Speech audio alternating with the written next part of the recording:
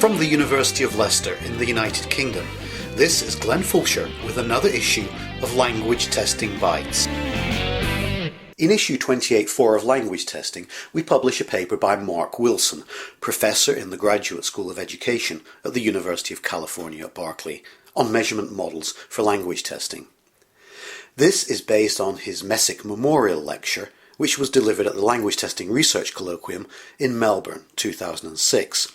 We invited Mark to join us on Language Testing Bytes to talk about his work and ideas. Mark, I'd like to thank you for taking time out to talk to the readers of the journal about your paper in issue 28.4. Well, thanks, Glenn. It's a pleasure to be talking to you. It was fun giving the lecture, and it was nice to see it published. And this is an interesting follow-up. Okay. Well, many of the regular journal readers will know what an item response model is, but some listeners to the podcast may not. So, first of all, can you briefly tell us what an item response model is? Sure. It's a mathematical model that relates the student ability to the probability that they will get a particular item right. Now, it's only an approximation to reality, but what we want is a useful approximation to reality. And when it works, it allows us to do some useful things. In some sense, the core of it, the thing I think is most important, it allows us to map the student ability and the item difficulty onto the same graph. Now, in your article, you make a distinction between descriptive and explanatory uses of item response models. Can you explain for us what the difference is between the two, and in particular define an explanatory use? Well, a descriptive model, and really in this context that's a traditional item response model, provides estimates for each item and each person of their location on that map that I just mentioned. Now that's a very useful thing, and we can do all sorts of, especially good technical stuff with that. However, as we move on to explanative models, what they're trying to do is to explain why those locations are where they are, using something that we know about either the person or the item. Some examples of that, like an obvious example that would apply very generally, would be the grade of the student, the year that they're in school. Equivalently, an obvious one for an item might be the difficulty of the words that are inside the item.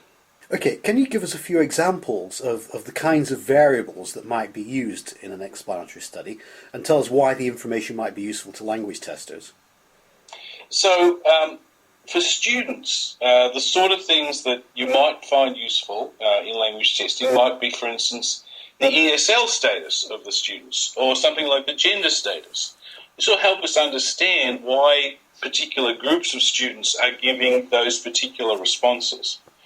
We can look at it from the other side, from the item side, and we can start thinking about what is it about the design of the item that has made it appear in a particular location. For instance, in language testing, one of the things that might be important for reading, say, would be whether whether the text was continuous or discontinuous. Continuous, of course, being sort of typical prose, and discontinuous being something like when you're reading some sort of tabular display, like the TV guide or something of that nature. Right, and in your article you provide readers with an example based on data from the International Schools Assessment for Reading, and you give an example of item properties as reading aspect, text format and text type.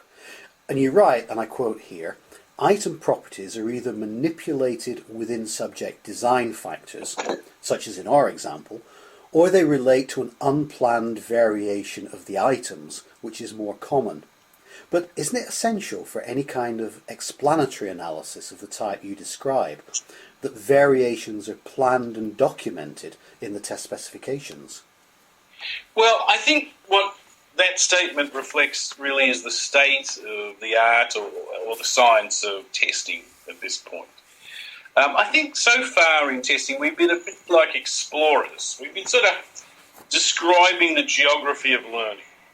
You know, we find an item that seems to work, seems to be the sort of thing we want to do, and we make copies of it and we hang on to it, learn how to change it a little bit. But I think really what we're looking for are theories about the learning, sort of the tectonic plate theory of learning. And really these sort of models are aimed at that sort of situation. So my comment really related to the fact that at the moment, a lot of tests that are out there, they don't have this sort of deep design built into them. So we can't really expect to see a lot when we analyse them this way. I think we can get hints though, and we've really got to spend some time, I think, working on the hints we get, and then going beyond that and starting off from a design perspective. The second half of the article explains three models: a person explanatory model, an item explanatory model, and a double explanatory model. Can you briefly explain these for us? Sure. So a person explanatory model, this is one that's aimed at explaining those person locations I talked about before in terms of certain characteristics you might have of the persons. And I mentioned a couple just a little while ago. On the other hand, an item explanatory model is going to do the same for the item. It's going to try and explain the location of the item on the map using characteristics of the item. A double explanatory model does both at the same time. And it may also look at interactions between person characteristics and item characteristics. That's really the interesting thing to think about the doubly explanatory items. And then you get into topics like differential item functioning and so on. Right. And in your discussion of the item explanatory model, you say that the variables of reading aspect, test format and type didn't well explain the variation in the item estimates. This reminds me of the long history of attempts to model item characteristics in this way, including rule space methodology and more recently fusion theory. And all these have failed. Doesn't this really tell us that what we need is better theories of test design before explanatory models can be useful? Or are you more optimistic about what we might achieve using models like these in the future?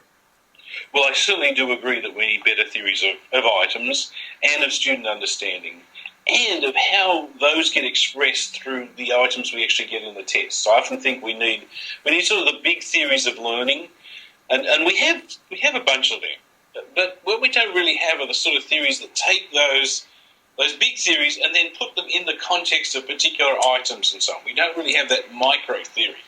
And so I think that's the sort of thing we need to work on. And it really is something that's got to have to do both with the learning theory and the characteristics and empirical and statistical features of items. So that's why I think these models may be helpful. There have been other models in the past, I agree, and I certainly see these models as continuing that tradition. I'm hoping that these are more transparent than those other models. I don't want to go into the details of one model versus another because I don't think that's the point of the paper or this podcast. But I'm hoping that these are more transparent in the way they go from the standard models that we're using today, the IRT standard models, and building out from them. And is there anything else that you'd like to add that you think is kind of important for the readers to know, or things they might want to look out for, things that are going to be coming up in the next few years related to your research and what's going on in this area? Well, we certainly are trying to build these ideas into computer-generated and computer-scored items. And I think there's a lot of possibilities there. You still have to have those basic theories to start off with about the learning that's going to take place. And you still do have to have these sort of, as I said, these micro theories about how the measurement actually works.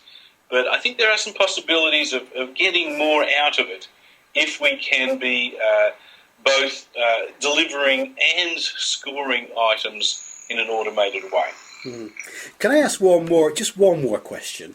And that is, do you think that there is more room for, say, content specialists and psychometricians to work together in this area? People who are experts in this kind of modelling, together with the people who come from a language background? I think there's a great need for people from those two groups to work together. And I'm hoping that in the future we will start to have people whose expertise span both those areas. Because I think it's nice to be able to put together teams, I think it really takes the integration of the two to make the important advances that we need. And right now we're not really producing a lot of those guys.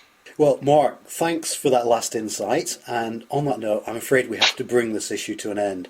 Thank you very much for taking part in the podcast and for sharing your knowledge and research with us. Well, thanks, Glenn. I enjoyed speaking, or having the opportunity to speak directly to the readers. It's an unusual approach, at least in the sort of areas I publish in, and I think it's a real good idea. Thanks.